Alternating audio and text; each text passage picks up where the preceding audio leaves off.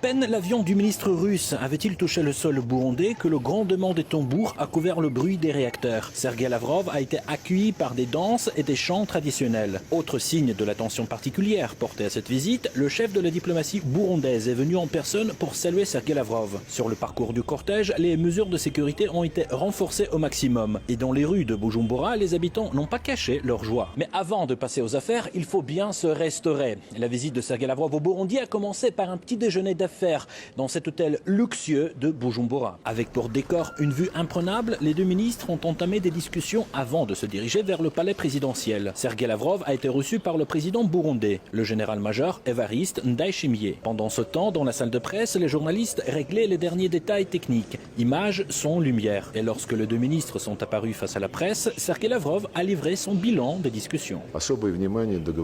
Nous sommes convenus d'accorder une attention particulière à l'élargissement et à l'approfondissement des relations commerciales, économiques et d'investissement. Nous avons examiné toute une série de projets concrets que les entreprises russes sont prêtes à mettre en œuvre au Burundi, en particulier dans les domaines de l'hydroélectricité et de l'énergie nucléaire. En ce qui concerne l'énergie nucléaire, le travail est déjà en cours. Le personnel est en formation. Nos amis se montrent intéressés par les petits réacteurs modulaires et Rosatom a déjà signé avec ses partenaires un document fondateur qui sert de base pour cette coopération. Un élément qui rapproche Moscou et Bujumbura, le soutien russe à la réforme du Conseil de sécurité de l'ONU. Objectif, donner davantage de poids à l'Afrique au sein de cette institution internationale. Nous avons aussi évoqué des sujets d'intérêt international, notamment la réforme des Nations Unies. Et la Fédération de Russie soutient beaucoup la position africaine, voire plus la représentation africaine au sein du Conseil de sécurité, parce que, bien sûr, ce sera une réparation d'une injustice historique. Les discussions ont également porté sur la situation régionale, notamment le conflit dans l'est de la RDC. Un conflit dans lequel, selon Moscou, des instructeurs ukrainiens ne font qu'alimenter les tensions.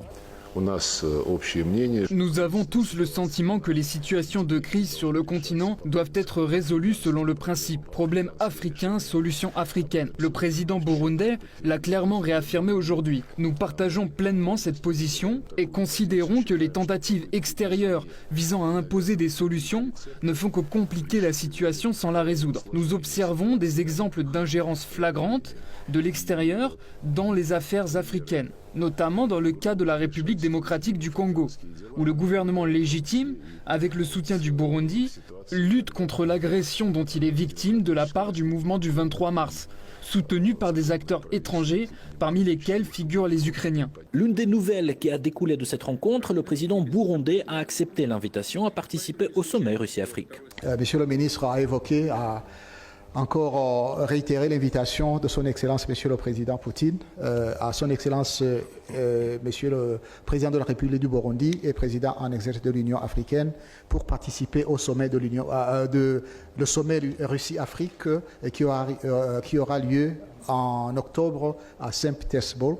Et le chef de l'État du Burundi et président en exercice de l'Union africaine a répondu positivement à cette invitation. Le Burundi marque la 4e et la dernière étape de la tournée africaine de Sergei Lavrov. Une tournée qui s'annonce plus que productive.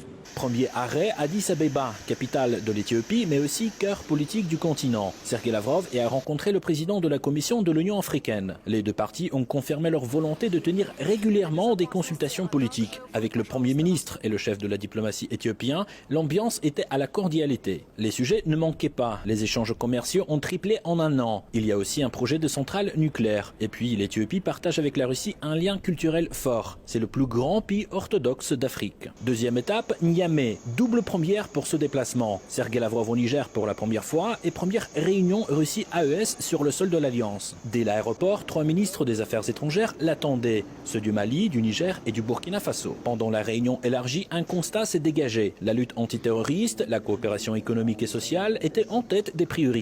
La Russie soutient pleinement les efforts d'intégration des pays de l'AES et se dit prête à les accompagner. Surtout dans ce moment crucial où certaines forces extérieures cherchent à déstabiliser la région. Les deux parties ont constaté l'implication d'acteurs étatiques extérieurs dans ces agressions barbares coordonnées, ainsi que dans les actes de terrorisme économique et médiatique dans l'espace confédéral, en particulier la collusion coupable entre l'Ukraine, la France, d'autres pays et les groupes terroristes opérant au Sahel. Autre moment fort, la signature d'un accord entre Tafouk TV et RT français pour renforcer la coopération médiatique et contrer la désinformation. Cette coopération entre la Russie et l'AES, que ce soit au plan politique, que ce soit au plan militaire, que ce soit au plan économique, c'est une coopération qui se porte très bien et c'est une coopération qui est appelée à aller de façon grandissante. Et aujourd'hui, le volet médiatique vient s'ajouter à cet aspect et je pense que ce n'est qu'une très bonne chose. Troisième étape, le Mozambique, un programme chargé. Marie-Emmanuelle Lucas a rappelé que son pays figure parmi les destinations les plus fréquentées par Sergueï Lavrov. En entretien avec son homologue et avec le président, l'histoire a été évoquée. L'URSS avait soutenu le Mozambique dans sa lutte pour l'indépendance et fut l'un des premiers à reconnaître le nouvel État. Mais l'histoire n'est qu'un socle. Aujourd'hui, Russes et Mozambicains partagent une vision commune du monde,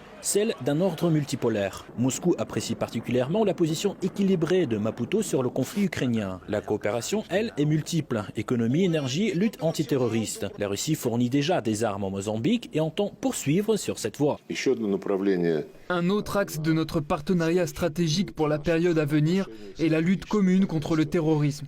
La Russie est prête à répondre favorablement à la demande de nos amis mozambicains concernant l'aide que nous pouvons leur apporter pour éliminer la menace terroriste qui demeure au nord du pays.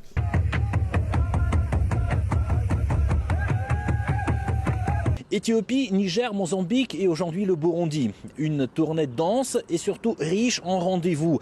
Une certitude en émerge. L'Afrique reste l'une des priorités pour la diplomatie russe et de la part des pays visités, le signal est aussi clair. La volonté d'avancer ensemble sur tous les fronts. Igor Korachenko, RT1 français depuis Bujumbura.